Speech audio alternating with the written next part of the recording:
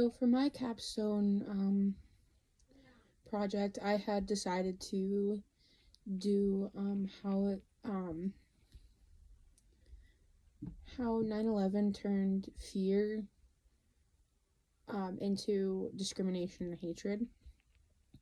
So 9/11 was a very horrible event that happened in U.S. history, and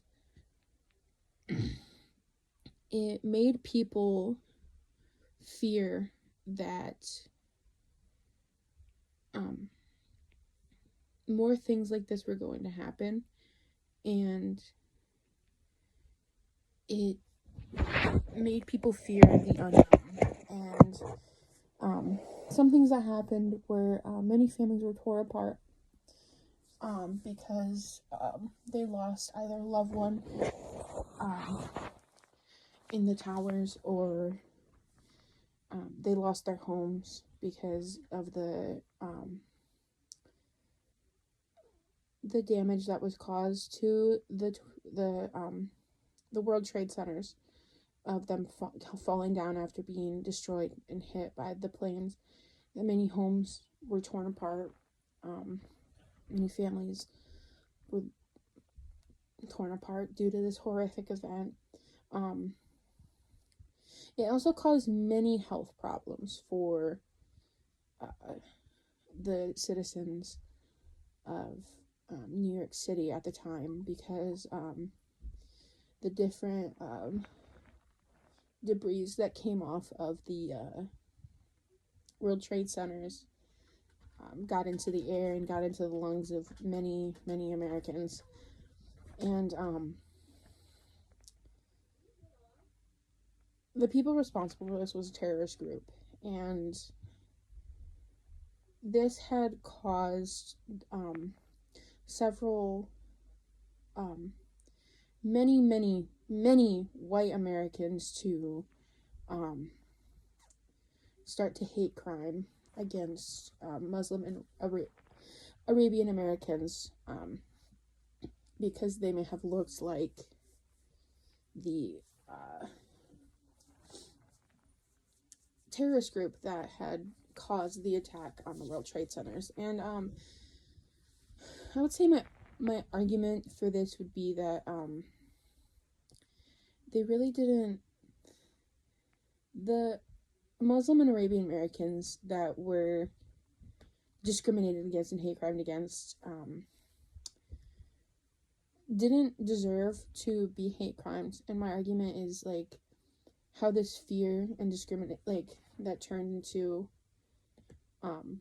discrimination and hate crimes was totally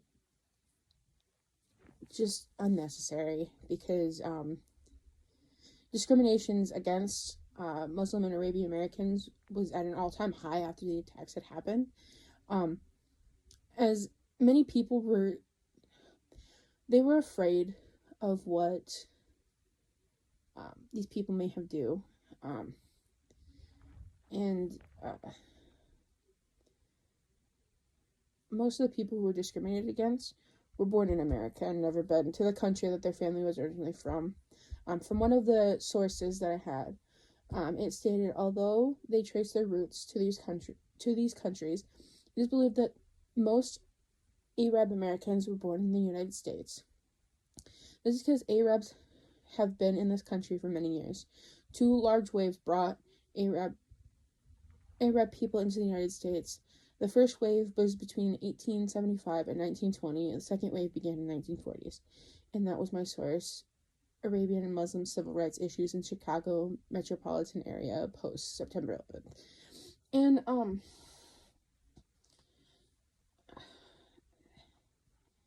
this relates to the big idea, because it was social changes that had happened. My big idea was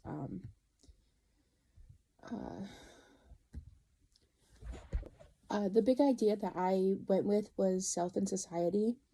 And the reason I chose this is because in my paper, It's mainly fear and discrimination against a group that many Americans was seen as evil due to this group looking like the terrorists.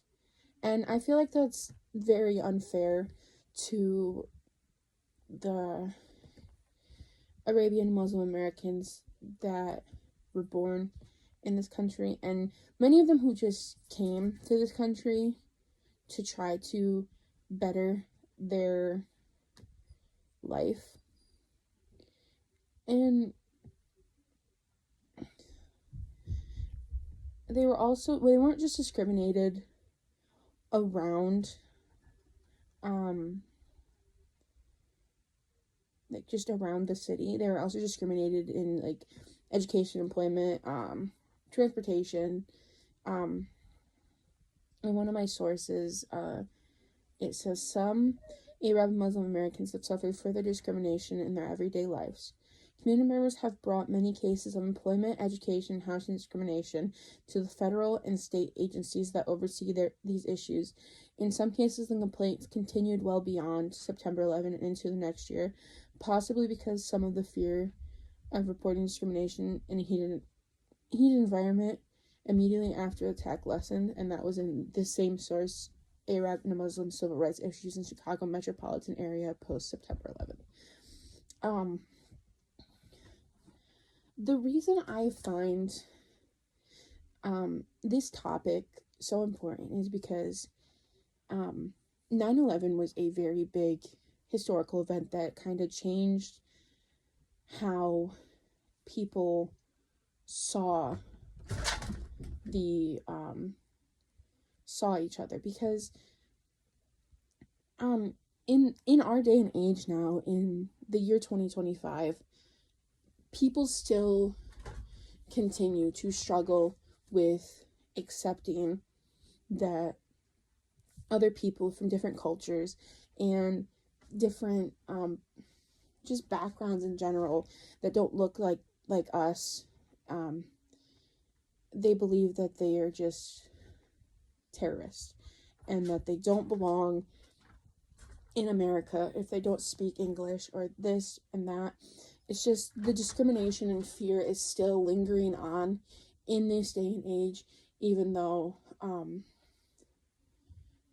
most of the people that are being discriminated against have done absolutely nothing wrong, or they were born in the United States and have never been to the country. They just don't speak English because their parents still wanted them to have culture. And I just feel like it's so important for people to realize that just because there's something different doesn't mean it's always scary.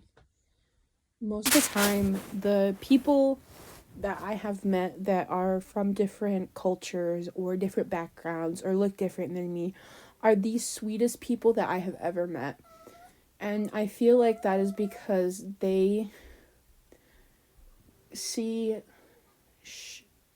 people and they're afraid, but they want those people to know that they are not the enemy here. They don't want to hurt us or anything like that.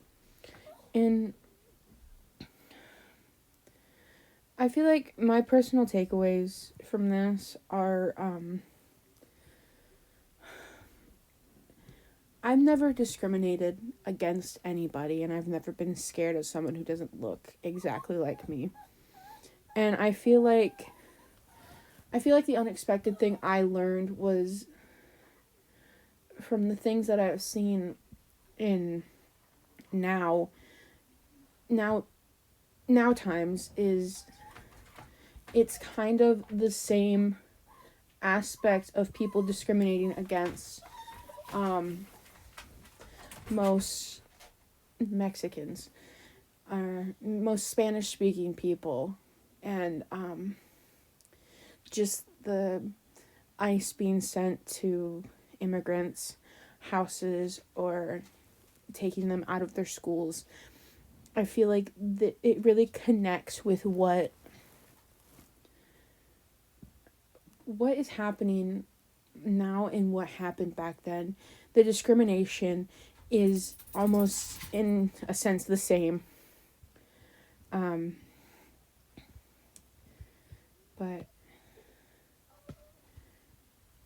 I would say my favorite part was learning about how much it was back then is how it kind of is now, with people being scared of, mainly white Americans being scared of immigrants.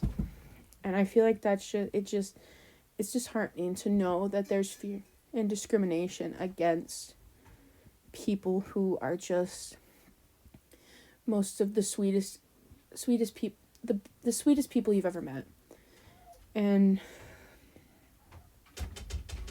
I feel like this project has informed me in many ways and will hopefully inform others. Thank you.